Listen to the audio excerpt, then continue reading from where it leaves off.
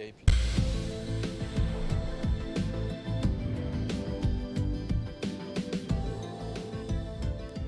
La mobilité électrique, une composante essentielle de la ville de demain. Comment développer donc cette mobilité électrique? On en parle avec Bruno Dobrowolski. Bonjour, directeur projet véhicules électriques et ville intelligente de RDF.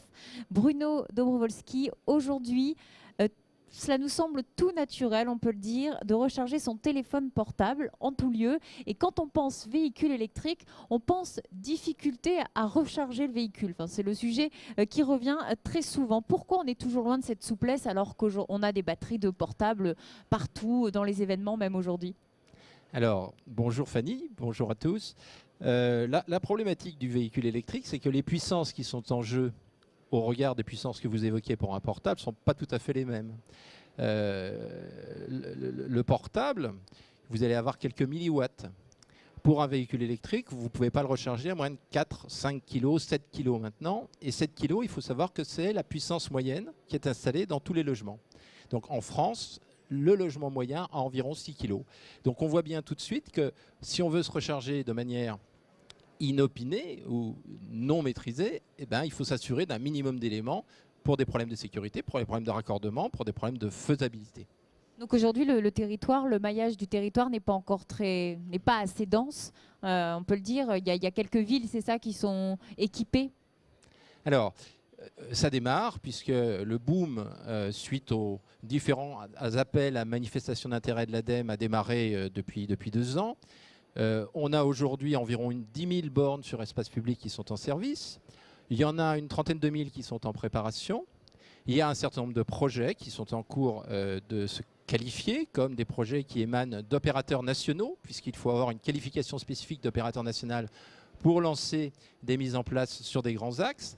Et cela, vous avez dû en entendre parler, concerne des grands noms comme la CNR, comme Bolloré, comme EDF, qui ont mis en place des projets importants sur le territoire français, chacun dans des domaines un peu différents, mais qui visent la même finalité, c'est faire de l'aménagement du territoire et créer une densité qui permettra à tout le monde de se déplacer sur des longs trajets. Alors vous avez parlé un peu de technique en quelques mots. Quelles conséquences ça a pour le réseau d'une ville, une petite ville, une ville moyenne, d'avoir un réseau de recharge rapide de véhicules électriques? Quelles conséquences ça a sur votre réseau? Alors, on distingue effectivement 3 types de recharge. Des recharges qu'on appelle recharges normales, qui sont des recharges qui vont de 3 kW jusqu'à 7 kW, puis des recharges dites normales accélérées, qui sont des recharges 11-22 kg, et au-dessus, on parle de recharge rapide. Les recharges rapides peuvent aller, et c'est le cas par exemple des recharges de Tesla, jusqu'à 120 kW. Quand je vous rappelle que la puissance moyenne d'un logement est autour de 6 kg, vous voyez que vous avez 20 fois la puissance installée sur une seule borne. Donc évidemment, quand on va mettre en place des bornes de 120 kg, voire de 50 kg, il faut l'étudier un tout petit peu pour que ça se passe bien avec le réseau, mais rien n'est impossible, on peut tout raccorder. Il faut simplement le prévoir, l'anticiper et faire les travaux de mise à niveau qui sont nécessaires. Donc qu'est-ce qu'on attend de vous alors de RDF? Les collectivités attendent quoi de vous? C'est donc d'assurer la qualité du réseau existant, de ne pas tout changer pour remettre des bornes? Alors, ce que nous voulons faire, c'est évidemment accompagner les projets des collectivités, puisqu'il y a beaucoup d'initiatives qui sont prises. Je citais tout à l'heure les initiatives de l'ADEME, du grand emprunt de l'État, mais il faut savoir aussi que d'autres régions, la région du Nord, Pas-de-Calais notamment, s'est beaucoup investi là-dessus, ont pris des initiatives d'aménagement. Alors, ce qui est attendu de nous, eh bien, c'est 3 choses. C'est premièrement, on essaye, étant un petit peu plus spécialiste du domaine, de créer une certaine vulgarisation autour de la mobilité électrique pour la décomplexifier, pour faire en sorte que tout le monde comprenne exactement de quoi on parle. Et ensuite, on essaye d'accompagner pour qu'on mette les bornes aux endroits qui sont les moins perturbants pour le réseau, dans l'intérêt général, et pour éviter que la collectivité, d'une manière générale, ait à payer les mises à niveau du réseau pour permettre l'alimentation de ces bornes. Et que les autres usages aussi soient perturbés, ça il faut éviter. Alors, exactement, vous faites bien d'en parler, parce qu'un véhicule électrique, c'est en fait un chargeur qui passe de l'énergie continue en énergie alternative et d'énergie alternative en énergie continue. Ça crée ce qu'on appelle des pollutions. Il faut qu'on s'assure que ça ne perturbe pas les autres acteurs. Bugger, comme on pourrait dire dans le langage informatique. On dit quoi pour le réseau? On dit polluer. Polluer. Alors vous avez dit aussi, notre rôle, c'est de démystifier la complexité autour du véhicule électrique. Oui. Il y a ça aussi, on se dit, il y a de fausses idées autour du véhicule électrique. On ne va pas aller très loin, on ne va pas faire beaucoup de kilomètres, il va moins vite. C'est ça.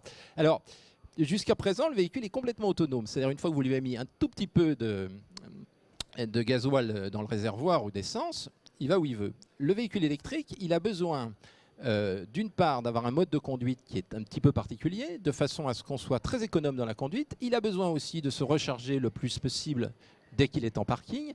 Et il a aussi besoin de comprendre que dans l'utilisation qu'on va faire de la puissance qu'a le véhicule électrique, parce que je le dis au passage, mais un véhicule électrique, vous le mettez en parallèle avec une voiture haut de gamme, voilà, un peu sportive. Une voiture sportive, il va gratter la voiture électrique va gratter la voiture diesel. Oui, parce qu'il a il a un couple extraordinaire et parce qu'il n'a pas de boîte de vitesse, donc il démarre très très vite. Évidemment, si vous faites Fangio, vous n'allez pas très loin parce que vous allez épuiser très vite la batterie. Donc, il y a un apprentissage à avoir pour pouvoir conduire intelligemment ce véhicule et faire en sorte que vous puissiez en maîtriser la consommation. Et j'ajoute une chose qui est importante, c'est que quand vous redescendez d'un point haut, par exemple, vous réemmagasinez de l'énergie dans votre véhicule. Et vous pouvez très bien arriver à votre point bas avec plus d'énergie quand vous étiez en haut.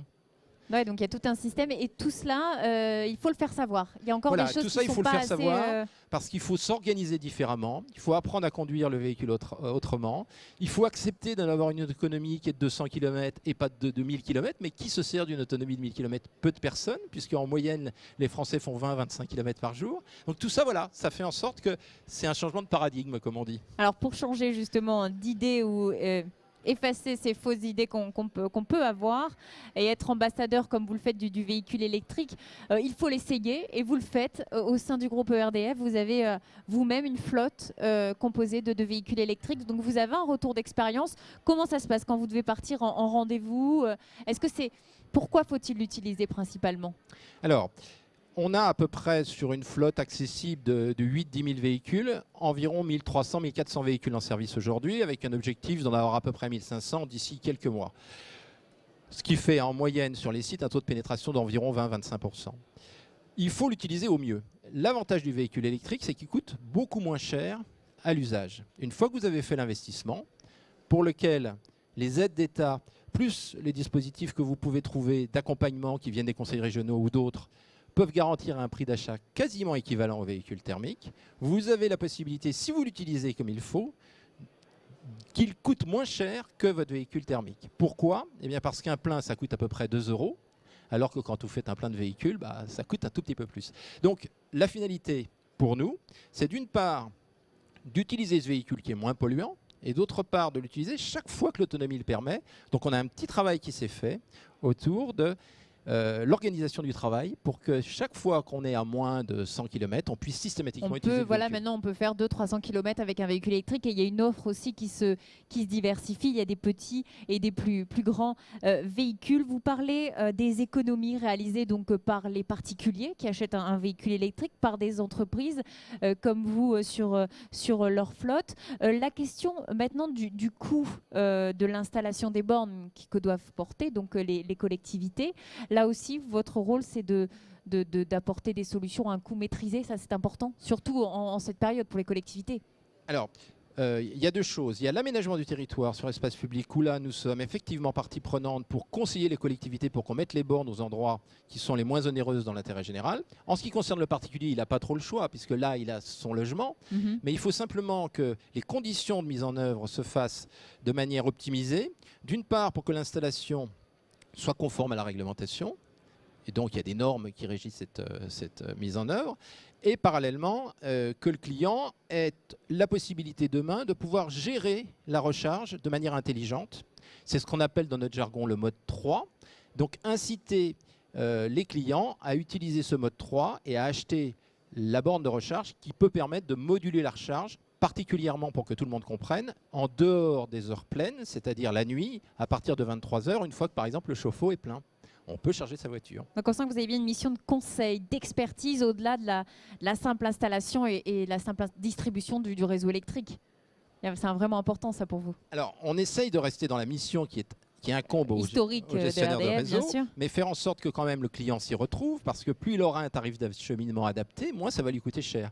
Donc notre intérêt, c'est de faire en sorte que le client soit très satisfait, parce qu'il va trouver le tarif qui lui convient.